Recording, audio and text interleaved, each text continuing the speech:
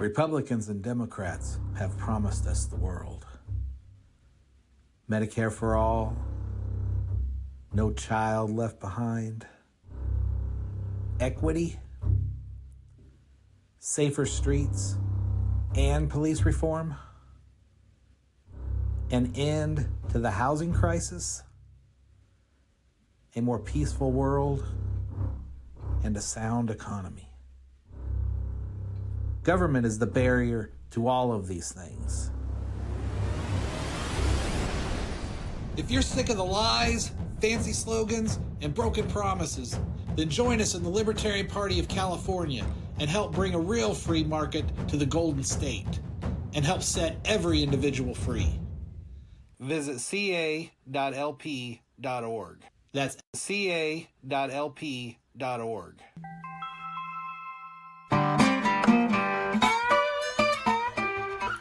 All right, everybody. Hello. Thanks for tuning in to this special episode of Libertarian Los Angeles on the Liberty Blues Network. I'm Sean Osborne. Today, we're going to be talking about the California program. So we have back on the program my fellow members from the program committee, Mary Beth and Mark Joffrey, and Joffe. Sorry about that, man. And Lauren Dean, the chair of California, is joining us as well to talk about his vision for the program that they're going to be adopting, I believe, in the next meeting. So, how's it going, everybody? Great. Happy New Year. Yeah. So, Lauren, you wanna talk to the people and let them know what your plan is for the program? I think we may have just lost Lauren. Oh hell! Yes. Well, there that is. Live as it is. All right. So I guess we can go through the program, and then when Lauren comes back, you can do the vision piece. Yeah. So what we did is we updated a few of the the planks that we had in there from before. Swapped out a couple of things, and kind of spruced them up to more modern times. I think the last program we left it last year the same, and so it's like a couple years old. So we updated it a bit. You want to go through? One of the things Lauren wanted to do is we tried to connect it and show like footnotes, I guess you would say, to where it links to the national platform as well. So as we go through it, that was one of the things that we did. So what were they? Let's go through it at first. Sure. So yeah, we did definitely update these for the first year of the Trump era, or the second Trump era. And so some topics are new. Some of them are a little bit enhanced from last time. We are, limited to 5 planks according to the bylaws. And that's something I think that we'll be reviewing maybe at the next convention, maybe expanding those or having more stuff stuffed into these individual planks. But the 5 that we have this time around are, once again, defend the guard.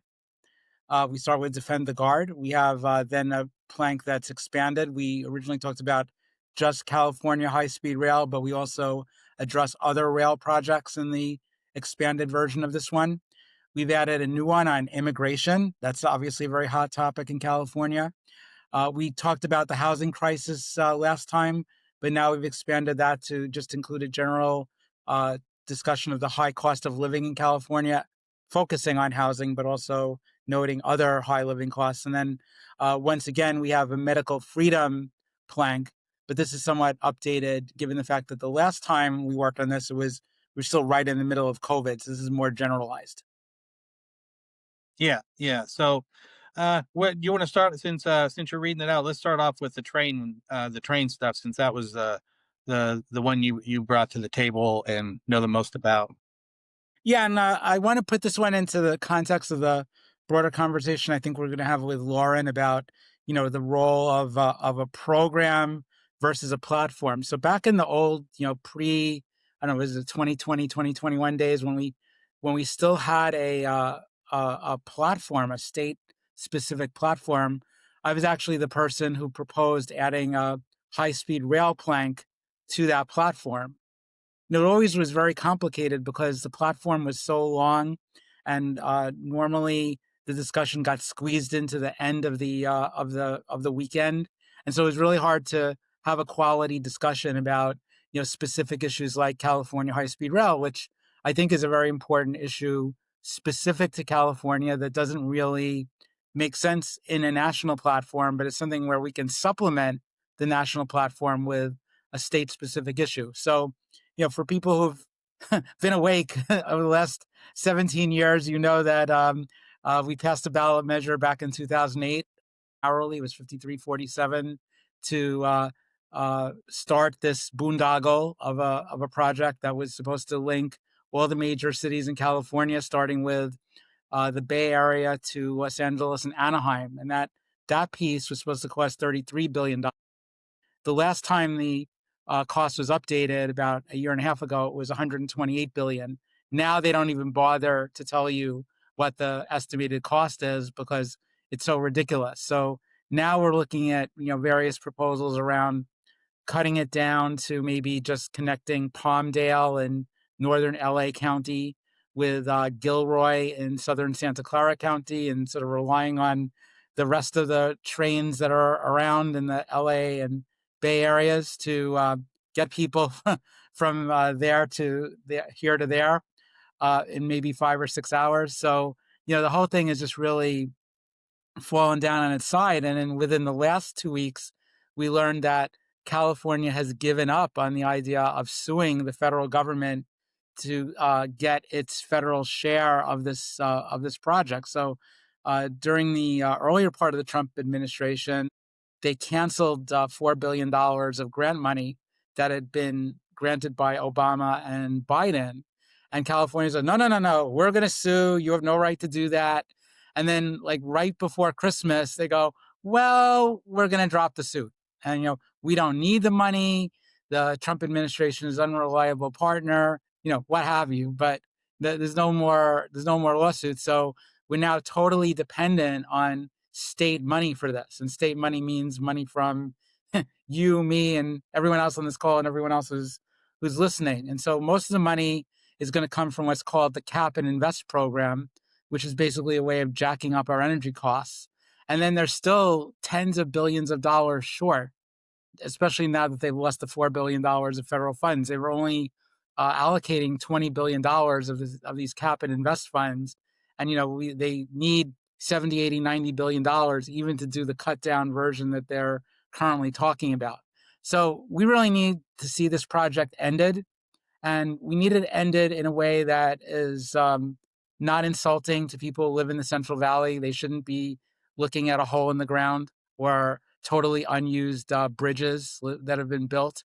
So we have to come up with something that will be useful, maybe a bike trail, for example, but some way of just winding this project down as quickly and as cost effectively as possible and not leaving an eyesore for our neighbors in the Central Valley.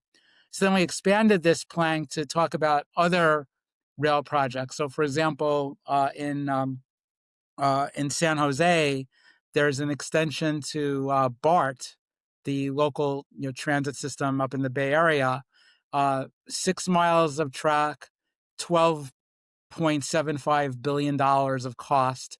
Ridership way overestimated as it usually is. These are the kinds of things that we want to get rid of. There's another discussion around having a second transit tunnel between Oakland and San Francisco, and that would cost upwards of $50 billion. We don't need that.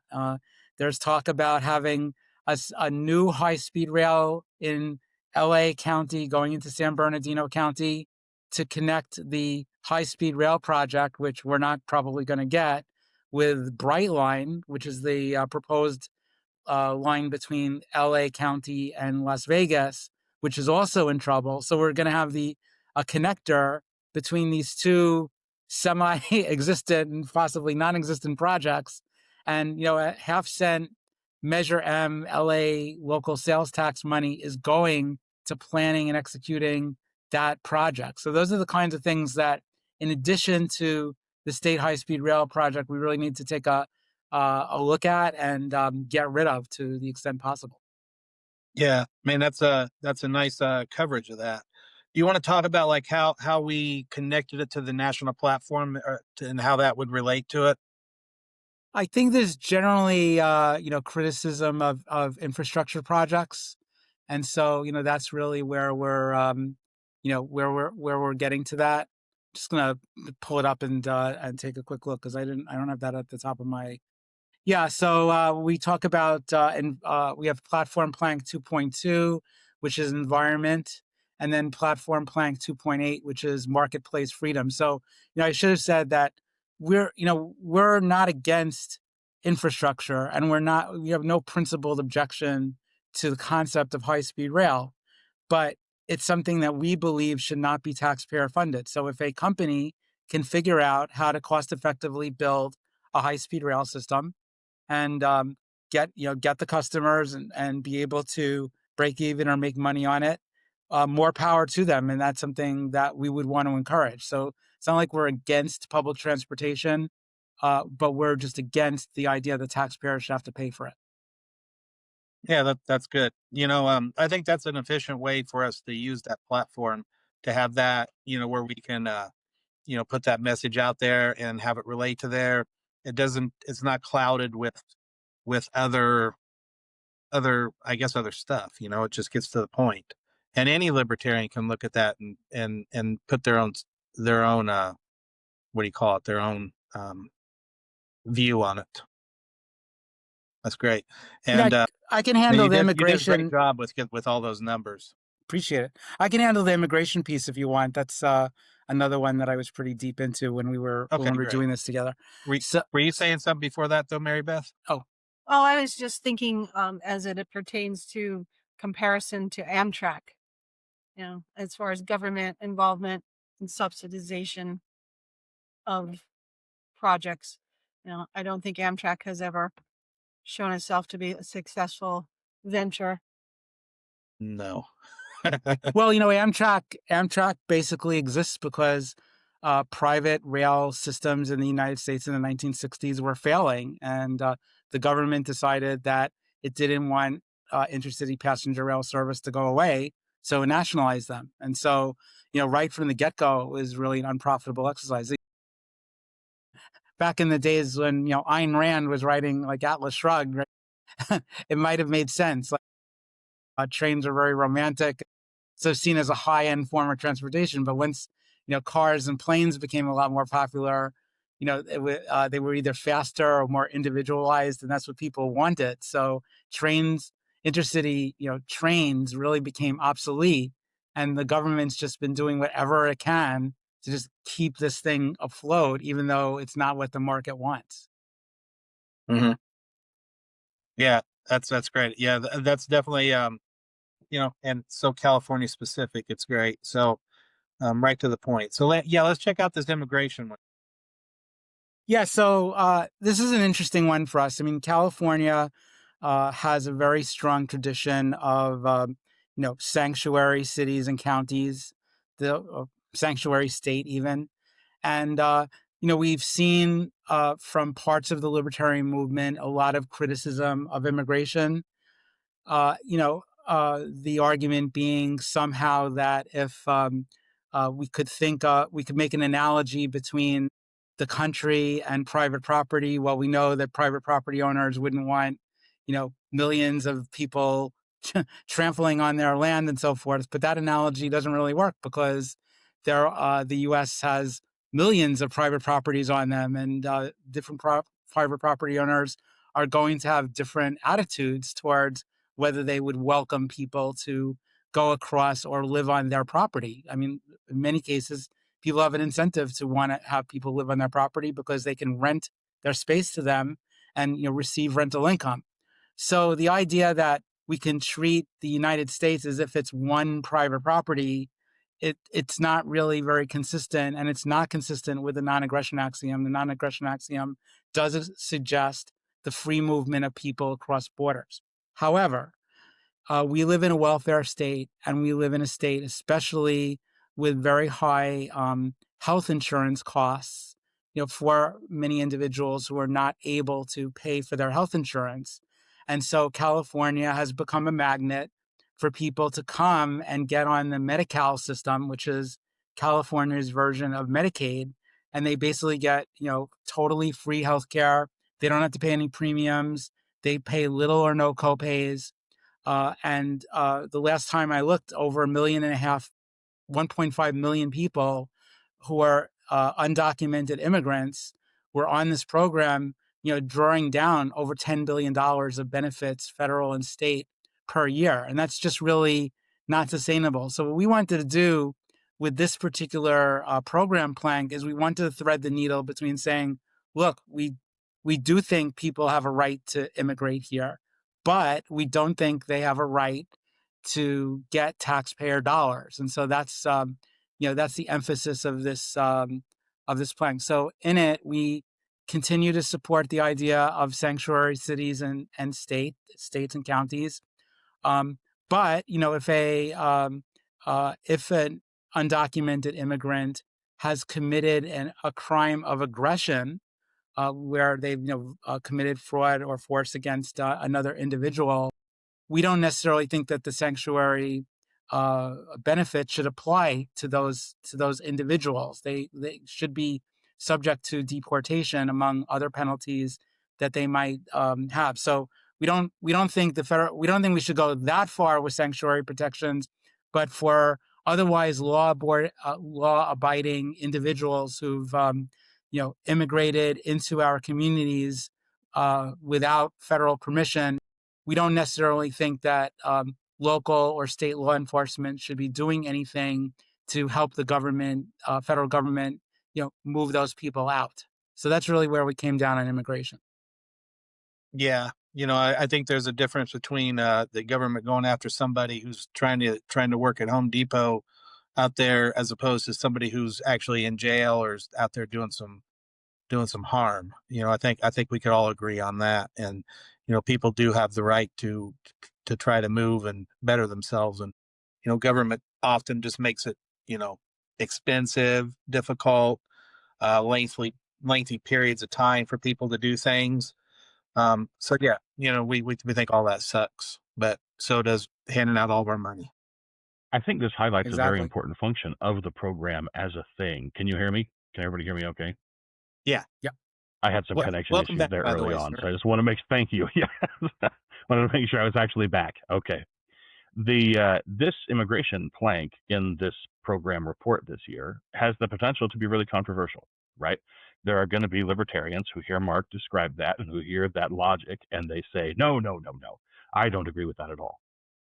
The beauty of this appearing in the program is that next year there can be another program document that also addresses immigration without canceling this one. And so what you end up with are two different takes on immigration produced year over year. A given libertarian candidate can read both takes and then decide which take will inform his take and will be the thing that he runs on. It's okay for those ideas to coexist, and the program allows that to happen. In a platform environment, it would just be winner take all. We would argue about it and it would change and it would rechange and it would change again and it would change again and it would be year over year and there'd just be one copy, one version, and that would be the thing that whoever had the most delegates at convention forces as the position of the Libertarian Party of California. There's no need for that. There's no need for that kind of fighting. There can be more than one libertarian solution to a problem.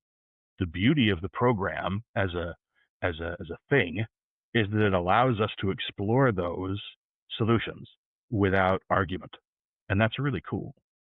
And that's something that is worth exploring by future program committees going forward.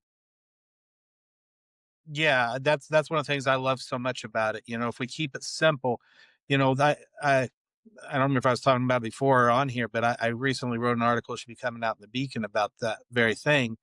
That libertarians are, we're a wide spectrum of people, whether they're Austrian economics or Chicago school or minarchist, or if you're an objectivist, anarchist, all these different people, can fit under this idea of liberty and self-ownership and all that stuff. And the more we crowd it up with people's ego and their, I would say their pet project or something like that, their one thing that they really want liberty for, and cram it in there, it becomes more about the party being pro that as opposed to anti-government telling an individual how to live their life. I want every one of us to be able to look at the platform, national platform, and say, this is how I interpret this and this is how I use it, without causing a lot of internal fighting and division. and really getting in each other's ways. We fight each other instead of the state, and that's got to stop. And I think this is a great way to do it. And if we can expand it so that we do have something, like you mentioned, a counter to this, or if so to speak, or not a counter, but something that balances out and has reference points to it. I think that's great. Right. I think it's critical to view the program planks not as the position of the Libertarian Party of California, but as an acceptable position to the Libertarian Party of California. And there can be more than one acceptable position, and they may differ subtly in their direct application and in their details, and that's okay. There doesn't have to be just one take that is the take. And even if there was, half the libertarians would ignore it anyway, because that's just how we are. Yeah. So I think the program is a beautiful, flexible idea. It has been really sadly neglected for a number of years, and it's time to fix that. It's time to change that. Yeah. I'm happy to be working on it with all of you to do that. So that's cool. Did you want to talk a little bit more about it, like how before we go on to the other ones, take a break from that and go on and talk about what you were originally going to talk about, how we're connecting it to the national platform and what that looks like in general? I mean, we brushed over. Yeah. One of the I have had this conversation with dozens of people, and the conversation generally starts by the arguer will say, "I just don't understand why we don't have a platform." And I will say, "We do have a platform. It's the national platform." And then the arguer will come back and say, "No, I mean a state platform." And then I will say, "We do have a state platform. It's the national platform." And then we finally get to the meat of it, and they say, "But we don't have a platform about fill in the blank," whatever their pet topic is, whatever it is. Immigration, for example. We don't have a plank on immigration. Well, one, do we need a plank on immigration that differs from the national plank on immigration? The national platform has language in it about immigration and the free movement of people and job markets and that sort of thing. However, it is worth creating some kind of California-specific policy document paper addressing immigration, which is exactly what the program does. And so the people who say, "I just don't understand why we don't have a platform," the program gives those people what it is they want, the ability to create single issue documentation about whatever your thing is, immigration or housing, the high-speed rail. We did housing this year too, but high-speed rail we just talked about. High-speed rail is pretty specific to California. There are not a lot of other states that are tackling ridiculous high-speed rail boondoggles. Should we create a policy document about that to be in the program? Yeah, sure, okay. But that doesn't need to be something that we take up time in the main convention with, like arguing about it. It's possible they gave up on a rail. I can see the chat. Can anyone else see the chat? Yes. They have not given up. Am I the only one who can magically see the chat? It's possible that California gave up on high-speed rail, but have they ever really? And is it worthwhile for us to just produce a policy document to say, if this ever comes back, we're against it? I think that's reasonable. I think that's a reasonable place for the program to be. So I'm excited to see the program used by the people who claim to want a platform, because the program can give the platform boosters exactly what they want in a way that evades a lot of argument and allows for different opinions to all be valid, and that's okay. Does that make sense? Does it answer your question, Sean? Yeah, I love it. That's exactly what I want. It's to me, it just means keeping it simple so that every libertarian can use it. Because I think the way that it was with so many different things in it, I mean, there was contradictions in it. There was a lot of repetition. So any of the repetition and different things. My phone keeps screaming at me now. Different things in it that would just cause people to maybe have like a different point of view, and people feel, get in the party and they feel like somebody else is saying something different. And they feel misrepresented by it. This way, if it's nice and simple, anybody can look at it and say, this is what I believe this to mean. And then they can go out into the community that they're in and see how that works for them. See if that message of liberty that they want resonates with the people around them. And, each of us has to do it, because liberty's going to look different to each of us, so that's it. We got to be able to let everybody use this, and not let individual egos and pet projects and or whatever self-interest. Me as a blind person, I don't need handicap policies in there, or things about it. I'm an individual, protect my liberties, and I'm good. So yeah, that's cool. So what's the next one on the list there, Mark? Well, we had the housing and high cost of living plank. Yeah, And Sean, I'd you originally were written the the main author of this one. Do you want to talk to it? yeah, Oh, yeah. So Before you get into I that, Sean, let me interrupt real quick, because this oh yeah, goes sure. back to a previous question that you had talked about. This housing plank, as we discussed it, and we discussed it at length, right? We realized that a lot of what you had written for this plank, Sean, implicated lots of different planks in the national platform. Mhm. That you were drawing on lots of different places in the national platform to create this document about California housing and the cost of living. And so we went through and keyed that, and people will be able to see that as this report is released. And hopefully we can do that here this next Tuesday, the executive committee meeting. But you'll be able to see almost every point that is in a given program plank is keyed to the national platform. You can go to the national platform and find the statements of principles that have informed the stuff that have been written in the program. And that's a cool thing. I would want to point out that we had done that. But anyway, go ahead, Sean. Yeah, so I mean that's just hell, I forgot where I was at. That's the idea, is for this platform to have these different things so we can connect it there. But this is the housing one. So what I did is I went through and I thought about the different things that caused housing issues, such as rent control, talked about zoning laws, things for dual purpose. God, I can't even remember what else I added in there. But went through a lot of the things that I feel you know um, any libertarian would understand, and how it go. Then we went through and talked about how it goes to the national platform. What were a couple of the other things on there, Mark, that I threw in there that I'm drawing a blank on right at the moment? Well, we expanded out beyond the traditional housing issue to just discuss affordability in general. I think Mhm. Anyone who's listening to the political debate these days has heard the word affordability about 1,000 times now.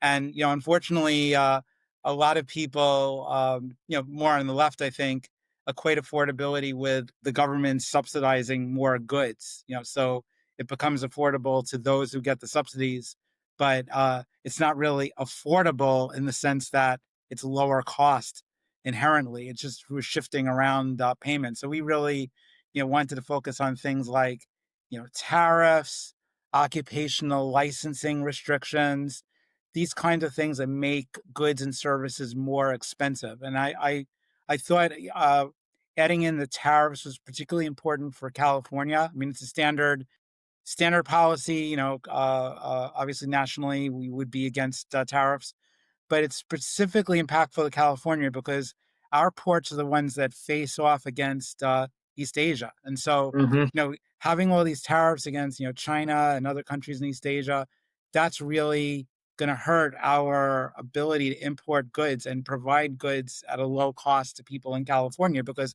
obviously we're a high cost state. Like, we can't make things inexpensively. But if we can import things inexpensively, then families can get things like toys and school supplies and so forth, things that they need for their kids, more inexpensively than they would if they had to rely on domestic or especially in-state manufacturing. Yeah, yeah. Just all these things that affect Californians. I was really happy that we did add the tariffs in there too, because it's so relevant. Um, but like we have the evidence of what happened in Argentina when they got rid of rent control. The housing went down and stuff like that. So I think there's real world examples of where these ideas work, and I think this is one of the biggest problems in California. The affordability and how people feel priced out or things like that. So I think this will be something I think should resonate with people in California.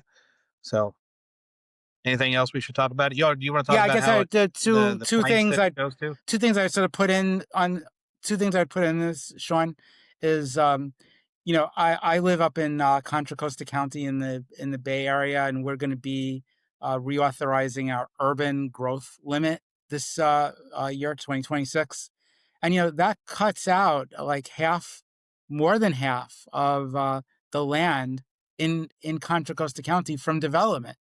And one reason, if you look at Dallas and other major cities in Texas, and then try to understand why is it that millions of people are moving there and yet housing prices are way below ours. It's because they've accepted the idea that sprawl is not a bad thing. And so the outer rings of Dallas keep getting built up. Here, we just say, oh, well, you're 10 or 15 miles from San Francisco. That absolutely has to be green space, and it can never, ever, ever, ever be developed. And we're paying for that. And so, the YIMBYs in Sacramento, they only get half the story. They're saying like, okay, let's build an unlimited number of infill apartments close to transit. Well, everybody doesn't want to live in an apartment, especially young families. And so, they might be willing to take a longer commute, especially because a lot of people have flexible working arrangements right now. And they want to be able to get a house for $400,000 or $500,000, and they don't mind it being 50 miles away from the city. But our politicians, don't want to give them that choice because they're wedded to certain ideas about climate change and, conserving resources and so forth. And those just don't work in an environment where we are competing against other states like Texas and Florida that don't have these ideas. Yeah, And speaking of competition, that is a great entry into the unions, right? Anytime that an infill project like this comes before a city council, the union labor groups will all show up and say, look how many good union jobs this thing's going to produce. But all that just adds cost. That adds cost to the cost of the building itself, which means that it's going to have to rent for more. They're going to have to sell for more. That doesn't specifically help address any of that. And I like that this plank addresses occupational licensing and union labor and that sort of thing as being a driver in the cost of housing. Yeah, we specifically call out prevailing wage restrictions, which are a union, demanded thing. Specifically, like, you got to look at what other locations in your community are paying and pay at least as much as that. So it sort of causes a ratchet effect up, up, up, up, up, and up. And that goes back, again, to labor mobility. If we could have, more immigrants coming in and working on building sites more cheaply, then we can have cheaper housing. But again, we try to cartelize this industry and just have the union members making the absolute highest rates, and that gets passed along to the end user. Yeah, and then they stack people up too. The people end up stacked up. They you have a bunch of people in one location. And that's actually one of the things, because we took out the water plank that we had from last time, and so we added that on there. We took that out of there so we could have this the immigration plank. But one of the things that I put in there was about the water, because when you got more people there, they're going to use more water, and they want to cram more people into a smaller area. California already had water problems, so that plank's not there anymore. But that was where it was relevant to that. This raises an important point about the program too, and that is that we have a conception that the previous program report somehow goes away when there's a new program report, and it doesn't have to. We're in the process of rebuilding the California State website, and that work is continuing, and it's going to be great. The website's going to look great when it's done.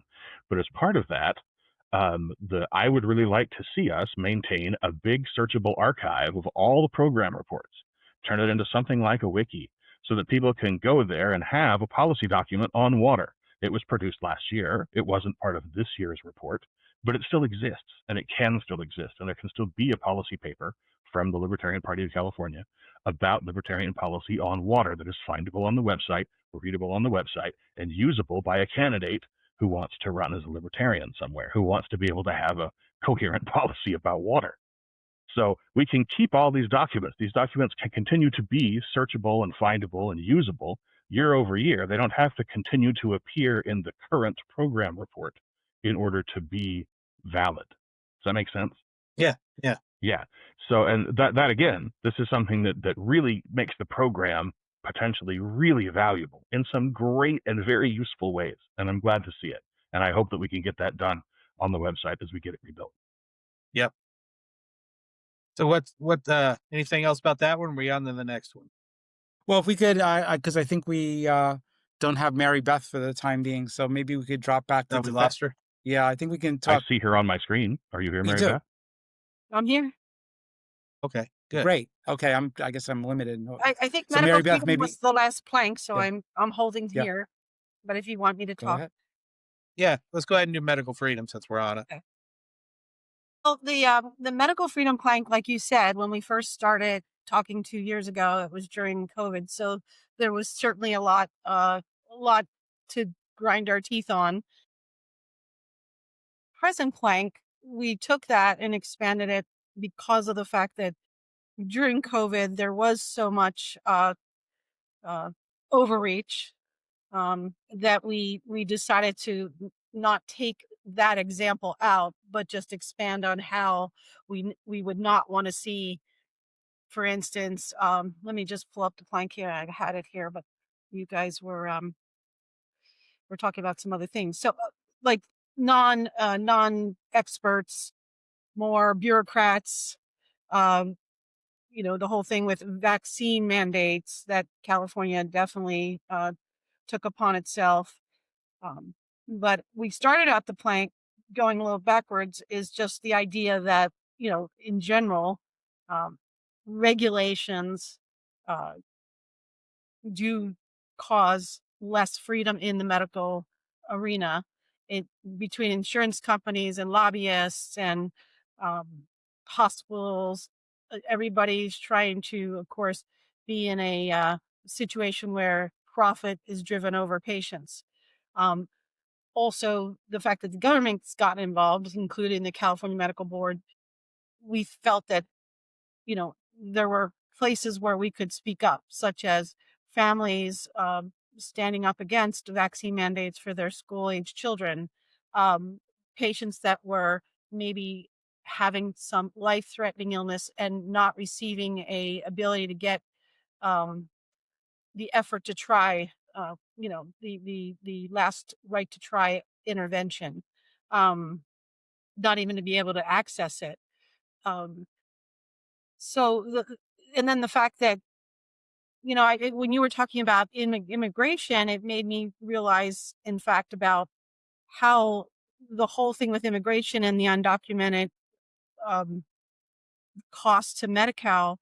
I don't know if many people know this, but as a practicing physician in the Central Valley, I have seen, because I don't take Medi-Cal, I've actually been pushed out of competition because the federal government, in its wisdom, thought that it would provide matching dollars to Medi-Cal and Medicaid in rural areas.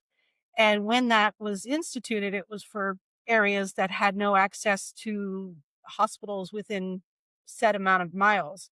Now we have a United Healthcare building every mile in Fresno City. And they're the best buildings, and they're hiring doctors for over $300,000 to start, and they're paying back their student loans because of the fact that we are not able to compete with a matching fund. So in fact, the patient may not get treated any better on Medi-Cal, but those people that are involved again in the care and the profit are getting lots of dollars. And this happens as well in insurance industry and pharmaceutical. All these lobbies for the pharmaceutical industry and how they work with these in between people called PBMs. These pharmacy benefits managers. They're all profiting, and people are not getting better care. So I think that what's when we're talking about in the plank is just trying to pull out the fact that when government again tries to do something good, it causes more cost and less quality in their outcome. So that's kind of, I think, in a nutshell. In fact, I was looking at some of the more recent bills that were trying to be passed as I have perused. I used to be on the legislative committee, but I'm looking at some of the things that they are trying to pass this year. SB 729, forcing private insurances to mandate fertility treatment. Now that sounds like a good thing, but what does that do to somebody who has no plans to receive fertility treatments in their copay or their premiums?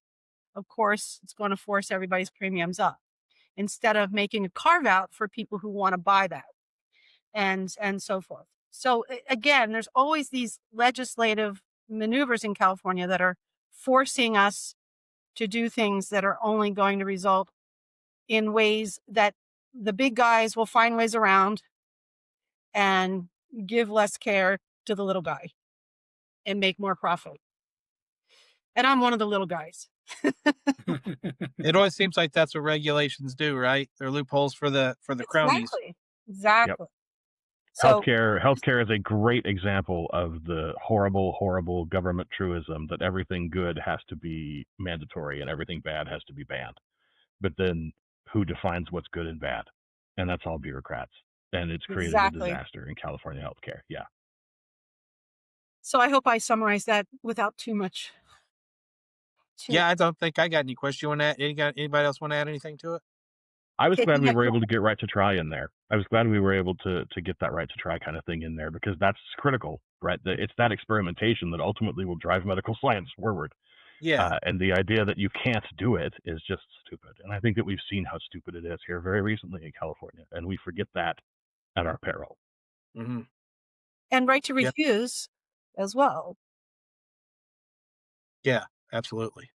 Yes. I mean, how much do healthcare dollars go into, things that people don't do well for themselves and end up, with causes that we're treating for. So right to refuse treatment, is always a discussion. Anything else there?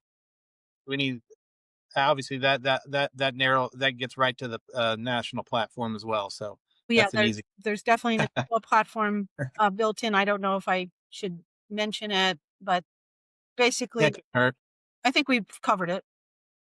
Well, guys, we do have a quick question that you could clear up for us. Coming from Kara Smith, is the program report voted on at convention? It is not. The program report is approved by the executive committee.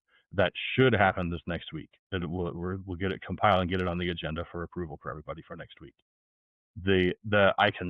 I can understand that there are some people who will be concerned that this is not something that can be debated at convention, but I want to just reiterate that what the program report does, what a program plank does, is it shows an acceptable position within the Libertarian Party of California, not the only acceptable position within the Libertarian Party of California. So what really needs to happen with the program committee reports is they need to form an ever-growing library of acceptable libertarian takes with regard to different policy problems that exist in California. And it's okay if there's more than one take, and it's okay if some of those takes disagree with other takes, because there are issues in the world and in life and here in California where there's more than one valid libertarian answer. And arguing over which of those answers is the right answer is an impossible task and occupies a colossal amount of time and wastes a whole bunch of everybody's time and effort that could be otherwise spent doing real activism in your community. So I hope that is helpful and a good answer. I can give a perfect example, just like say the rent control idea from the plank I wrote. I run the county page here in Los Angeles, and there's a former I think former member who seems very unhappy with my stance on hating rent control, and he seems very negative about it, and I'm trying to have a positive conversation with him about it, and I think that's the whole idea that if you have that, just have a positive conversation about it. Write something up or something like that and make your point.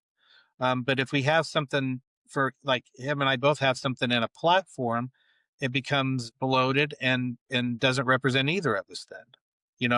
as opposed to something like this where, multiple people can write things and have an issue on it, or a point of view, and candidates, new libertarians, people who are new to the party, can look something up and actually look at it. Because I'm sorry, when you look at the old platform, it was a mess. And if we made a new one, it might start off nice, but give it 20 years, it's going to be a mess again with everybody's different different individual topics that they want to put in there.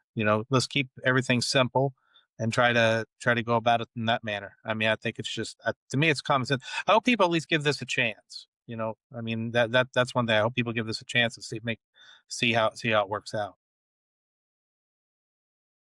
Can I ask you a question about that? I mean, so it seems to me you have to have some level of gatekeeping. So if somebody wanted to contribute a program plank which was pro rent control, I would see that as outside of the bounds of what's considered to be consistent with libertarianism, and I would hope that the That's why we executive have a committee would vote that down, right? So it's not like Yeah, this is a free for all where anyone who's affiliated with the Libertarian Party can just put up a program plank and expect that it'll appear on the website. The executive committee still has the responsibility to determine whether it fits within the realm of acceptable libertarian discourse, right, Lauren? Sure.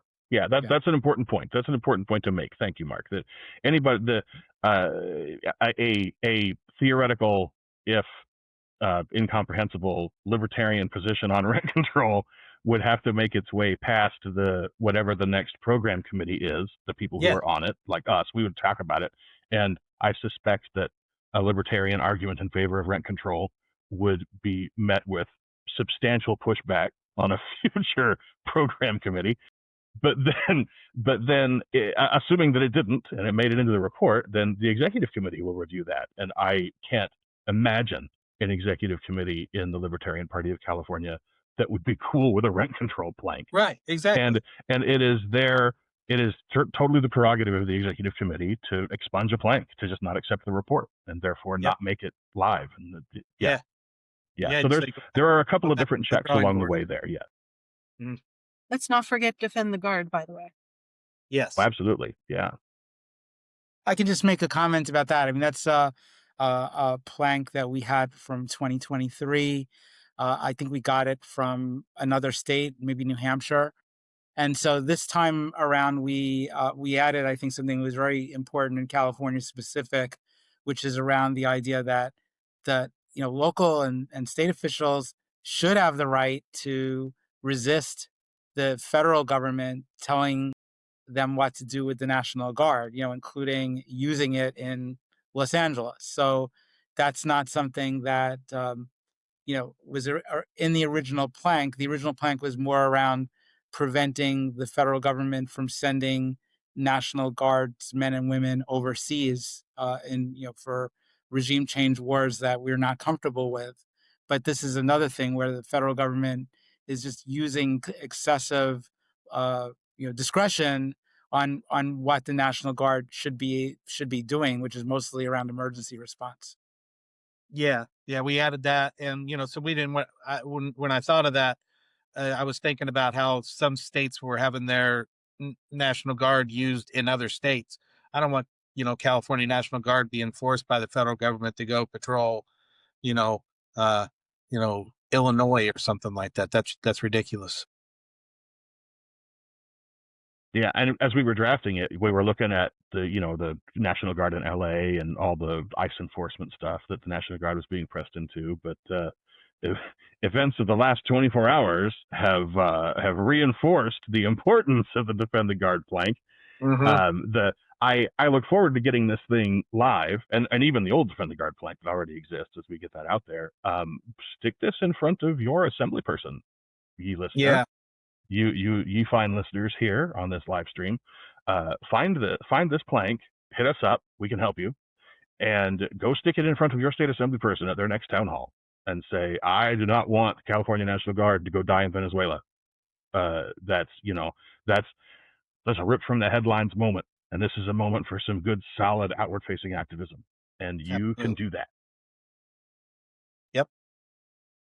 I absolutely agree. I mean, yeah, of all days, yeah, for us to go live, we, that, the peace president starting bombing somebody else. So, yeah, so I mean, I'm pretty proud of the program as we have it. Like I said, I hope everybody gives it a chance. Um, I hope everybody looks at what the idea is here and see how it works, and how the ability for this idea to grow and keep things clear and concise, so that all libertarians can spend their time fighting with the state and not each other. Absolutely. Well said. Indeed. So, any think we should talk about anything else to wrap up or anything like that? Do you see anything going on at convention next month with respect to the program, or will the bylaws sort of remain the same on the program? I hope they extend it.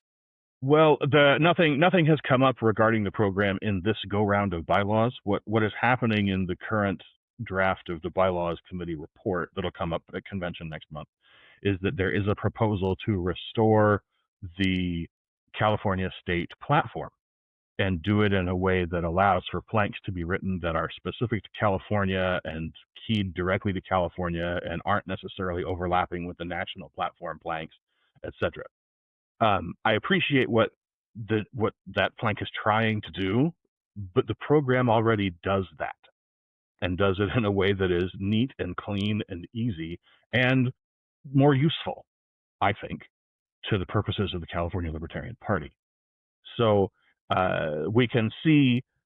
I'm sure we'll see in future bylaws reports or bylaws suggestions some tweaks to the program committee, and the next seated program committee can draft some of those changes, can draft some of those tweaks to expand or modify the function of the program committee to make it even more responsive and even nimbler and better serve the needs of the body. I would love to see that. That's not going to happen this go round. This whole convention season has only been about 7 months long because of just the truncated nature of all of this. Mhm. But going into February, we'll roll over into a new full group that'll be able to operate for a whole year, and we'll see kind of what comes there. We just everybody be patient. Yeah, I'll be here for it. You're mentioning like how people want the platform. Like in your conversations with them, what do they think like obviously not having what's lacking? I mean, I have an idea, but what do you? Well, there are a couple of different. When I have this conversation takes several different tacks, and the one that makes me the saddest is that I'll have people that the arguer. I've already kind of talked about how this usually starts. Is the arguer will say, "I don't understand why we don't have a platform," and I will say, "We do have a platform. It's the national platform." And they'll say, no, we need something California specific. And I will say, like what? And then there's this long, awkward pause. And then the arguer says, I just don't understand why we don't have a California state platform. There's not anything underneath the argument. It's just, it becomes this circular loop where everybody's just blinkered into the idea that something called a platform must exist. Because it does. it has It's to the be. national platform. Right. Yeah. And so that's the subgroup of arguers that make me the saddest when I run into those guys. But then I'll run into another group and I'll say, well, like what? What should be in a California specific platform? And they will say something like immigration or homelessness or water policy or whatever. And I will say, great, that's the program. The program gives people the opportunity to do that. If you want to create a policy white paper about homelessness, you can do that as part of the program committee. And then it becomes an ongoing, perpetual document that sits in an archive and that then is findable by any future candidate who wants to see what libertarian homelessness policy might look like. What would happen if libertarians actually took power and were able to implement their ideas? What would their program of governance be? That's what the program is. That's what the program is for. That's what the program should be for. Unfortunately, it has kind of been neglected, by people who get hung up on the word platform. And it doesn't need to be like that. The program can give everybody what they want. You just have to accept that it's called a program and not a platform. And the platform can only be changed once a year at the convention, correct? Right. Via enormous argument that we have all witnessed. Yeah. Yeah. And that's a royal pain in the ass to go through.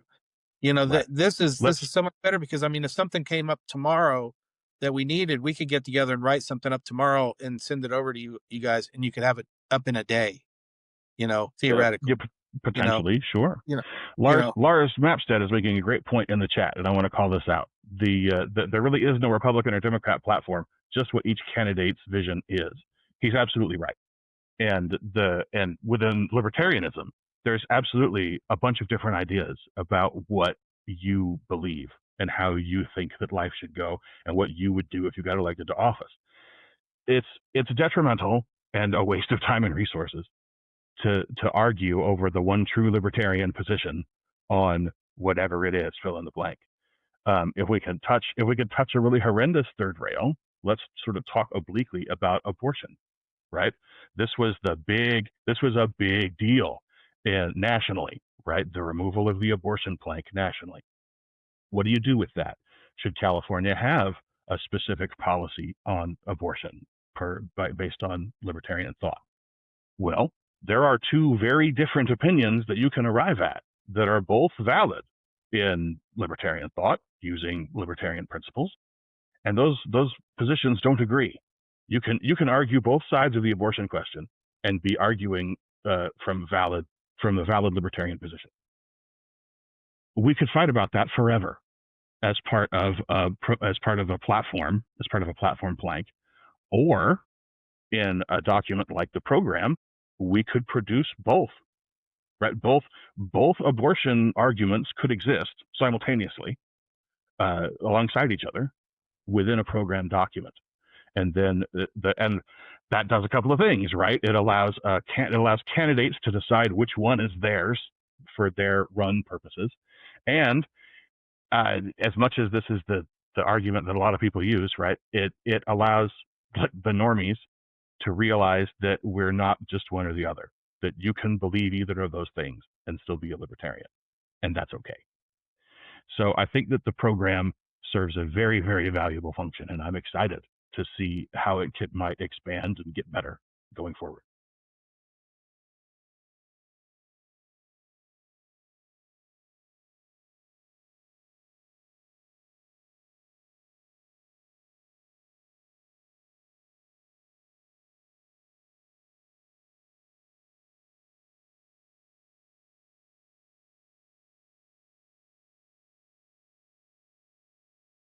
I think we're close to the hour, so that's great.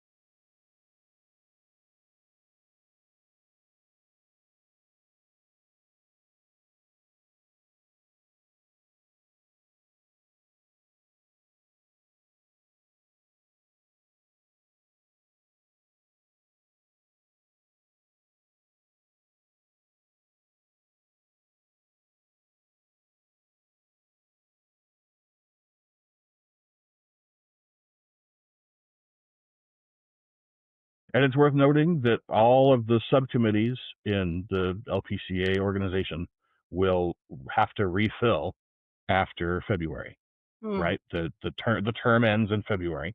So if you want a piece of this program committee action, keep it in mind, and come February, start talking to people and see if you can get yourself involved. If there's something that you want to see that's California specific that goes into that program document.